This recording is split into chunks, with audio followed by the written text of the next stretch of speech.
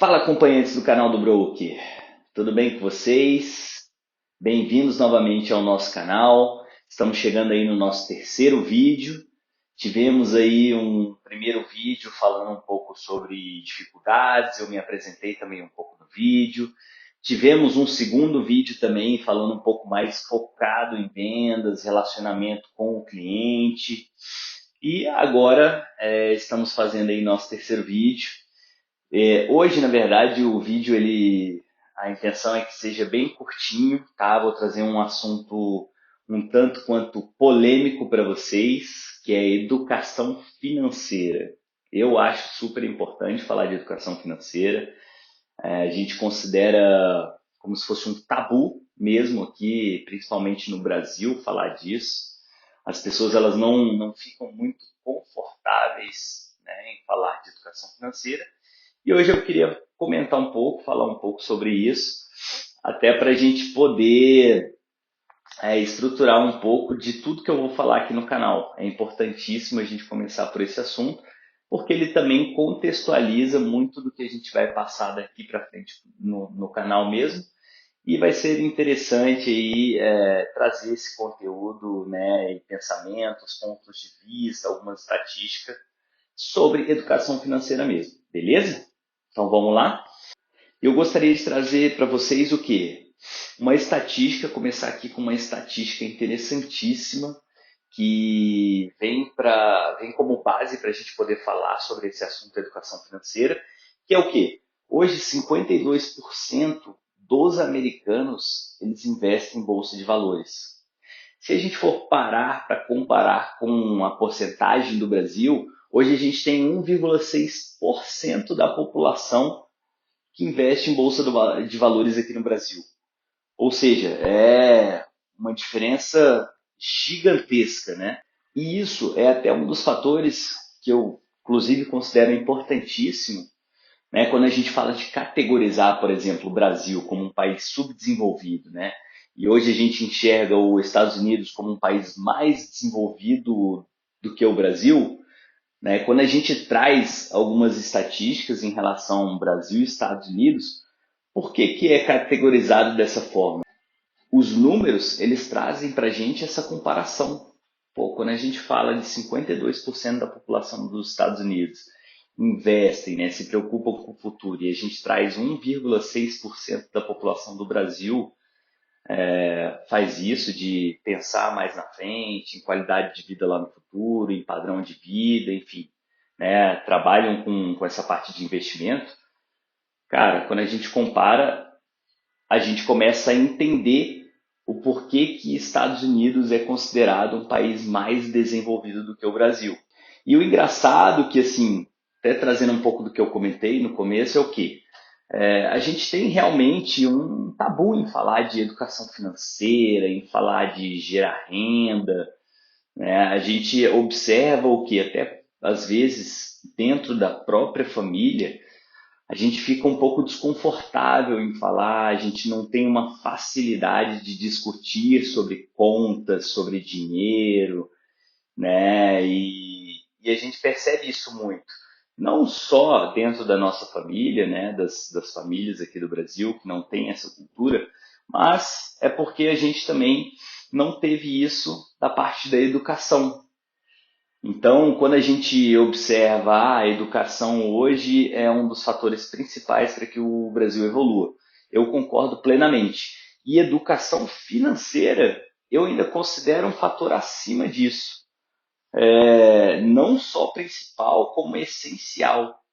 Por quê? Porque se a gente tivesse realmente uma educação já desde ensino fundamental, ensino médio, né, às vezes uma matéria específica de educação financeira dentro da faculdade, dentro dos cursos, né, como uma matéria obrigatória, já traria uma certa diferença para a população, para as pessoas, né, nessa questão de educação, de conseguir falar sobre dinheiro, conseguir falar sobre renda, aplicações. Né? Hoje no Brasil a gente tem um sistema que é o sistema do INSS.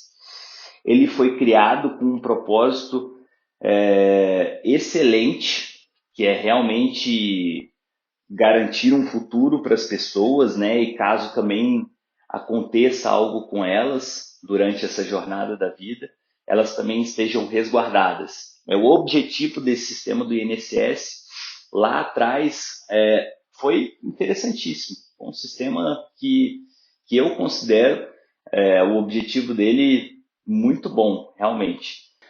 Ao longo dos anos, esse sistema ele vem decaindo, né, por conta de vários fatores, não vou entrar em detalhes aqui, mas a gente não consegue enxergar mais uma projeção, né, e uma segurança desse sistema do INSS lá na frente. Ainda mais agora que a gente não consegue ter total confiança e depender completamente desse sistema, a gente precisa observar essa questão de educação financeira, entendeu? Planejamento financeiro, a gente se preocupar com o futuro, com qualidade de vida, com padrão de vida lá na frente.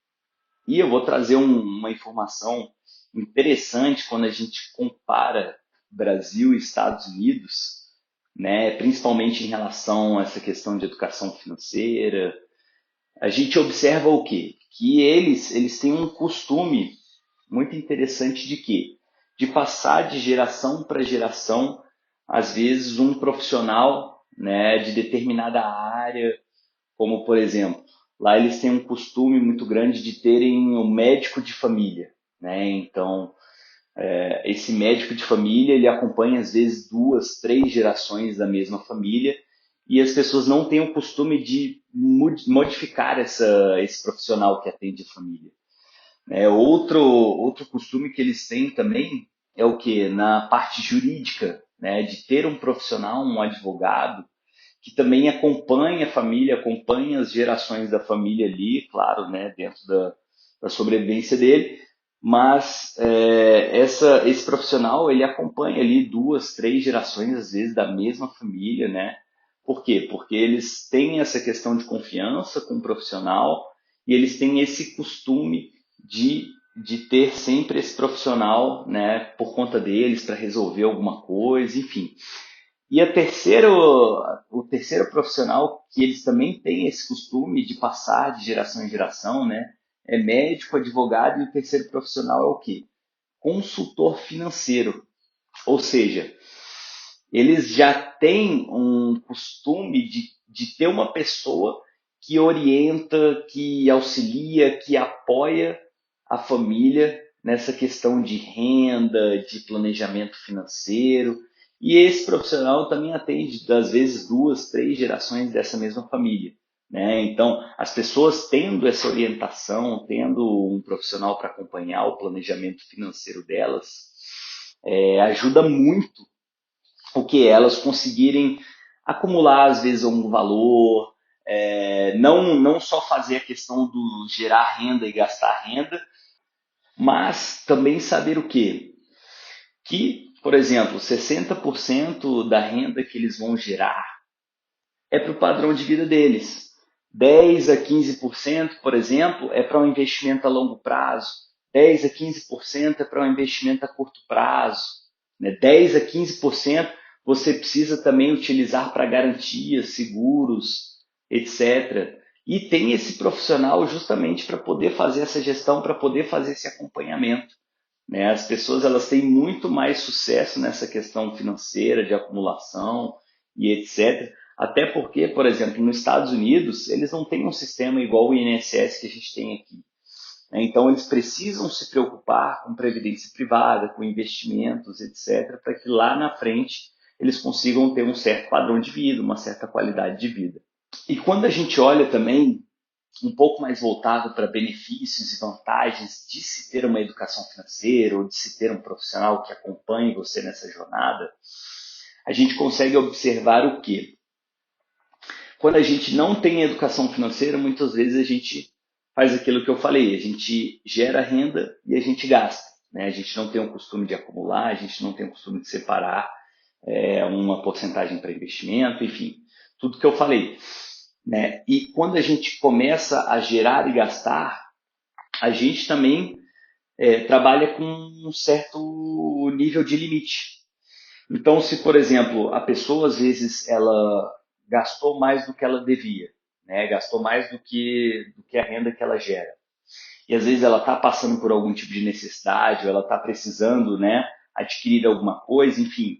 Eles acabam optando o quê? Pelo caminho do endividamento, né? Ou seja empréstimo, seja algum tipo de financiamento, né, cheque especial, enfim. E elas fazem essa opção justamente porque é a necessidade delas naquele momento. E aí a gente começa a trazer outros problemas, você começa a ter outras dificuldades que às vezes vão te trazer aí muito mais dor de cabeça do que você montar um planejamento financeiro, né, se preparar financeiramente também para as variáveis que o caminho da vida traz, né, alguns imprevistos, etc. E até forçando um pouco em relação a esse assunto, quando a pessoa ela chega num nível de necessidade às vezes muito grande e ela está, né, cheia de dívidas, está endividada, não consegue gerar tanta renda para cobrir tudo aquilo que ela foi acumulando de gastos, de dívidas, etc. Né? E quando ela tem uma necessidade muito grande, isso às vezes faz com que a pessoa ela tome outras decisões, né? Decisões precipitadas muitas vezes. Então, o que eu quero trazer aqui? É que todo esse fator da falta da educação financeira até a pessoa sentir uma necessidade, por exemplo, esse é um dos principais fatores também de quê? De se gerar, sei lá, índices de criminalidade. Porque a pessoa ela entra num nível muito pesado, muito negativo, né, em relação a tudo aquilo que ela está passando, muitas coisas devendo, né, passando necessidade, e ela se sente na necessidade de quê? De precisar de dinheiro de outras formas, né? Isso acaba aumentando também índices de criminalidade. Ou seja, quando a gente olha para todo um panorama em relação à educação financeira, ela é importantíssima para que a gente possa ter um equilíbrio também na sociedade em relação a isso. Porque quando você também não tem educação financeira, além de você não se planejar financeiramente para a sua vida, para o seu futuro, etc., isso também pode acarretar pontos negativos para a sociedade. Mas é isso, pessoal.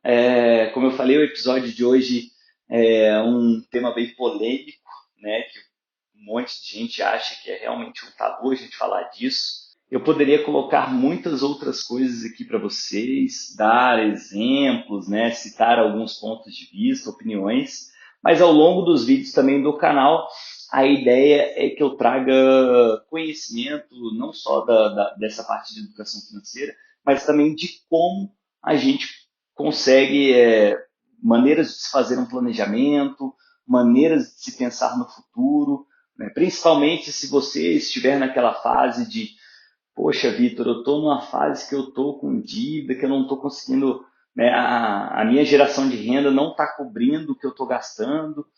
Enfim, a ideia também aqui no canal é que a gente faça episódios para também auxiliar vocês nessa parte de educação financeira e que vocês também consigam construir planejamento financeiro visando, né, lá na frente uma qualidade de vida, um padrão de vida melhor. Beleza? Muito obrigado por ter vocês aqui hoje comigo, né, assistindo esse vídeo. Se você gostou do vídeo, se você gostou do assunto, tá? Deixe seus comentários, deixe seu like. Se vocês quiserem também enviar para o e-mail, é victor.minaia, com Y no final, @canaldobroker.com. Beleza? Deixa seu like aí, inscreve para acompanhar os próximos vídeos e muito obrigado pela sua presença virtual aqui com a gente. Um abraço a todos. Até a próxima.